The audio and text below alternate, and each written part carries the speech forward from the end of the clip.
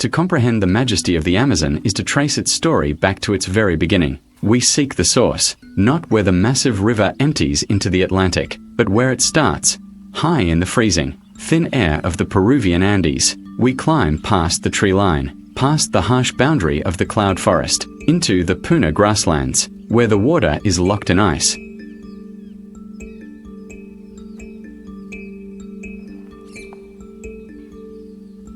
Here, at over 17,000 feet, near the snow-capped peak of Novato Mismi, the first drop forms. It is a geological whisper, a trickle of glacial meltwater and rain that marks the true genesis of the planet's largest river. This is the first drop, a fragile, crystalline beginning that will travel 4,000 miles before reaching the sea, growing into a circulatory system that dictates global climate and sustains half the world's remaining rainforests. The contrast is immediate and profound. The water, clear and icy, rapidly begins its descent, cutting through the high-altitude landscape of tough, short grasses and rocky outcroppings. The pace is frantic, a torrent born from the mountain's cold heart. It is a journey that moves from ice to fire, from the clarity of the Andes to the muddy, complex density of the jungle below.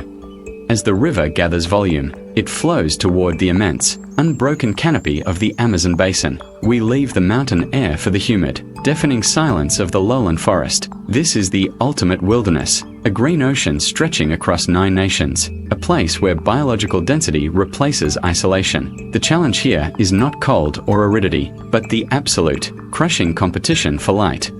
Deep within this basin lie the uncontacted zones. These are the true shadows of the Amazon. Vast tracts of land specifically reserved for indigenous communities who choose to live entirely apart from modern civilization. This land is a living, breathing ecological fortress, defended not by walls, but by its own sheer, impenetrable density. To look upon these forests is to gaze upon a world that still operates on geological time, adhering to ancient laws of nature and survival.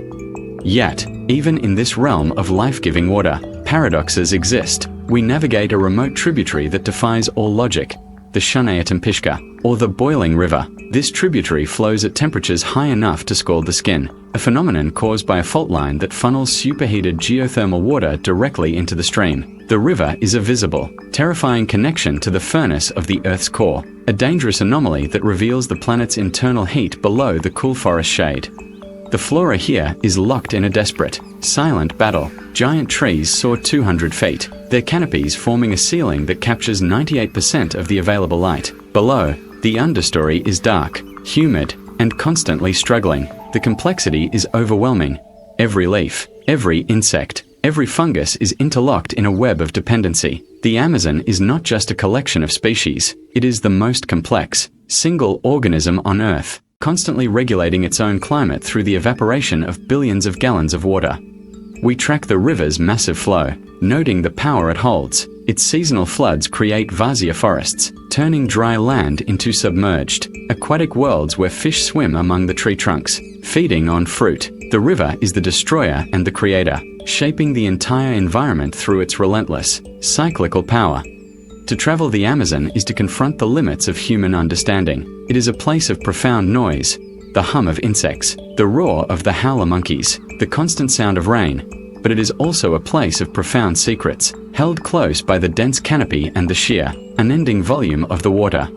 We are reminded that the fate of the entire world is intertwined with the fate of this single, vast ecosystem. The Amazon is not just South America's treasure, it is humanity's life support, and it all began with that single, icy drop, high in the remote silence of the mountains, a tiny, fragile start to the greatest wilderness on Earth.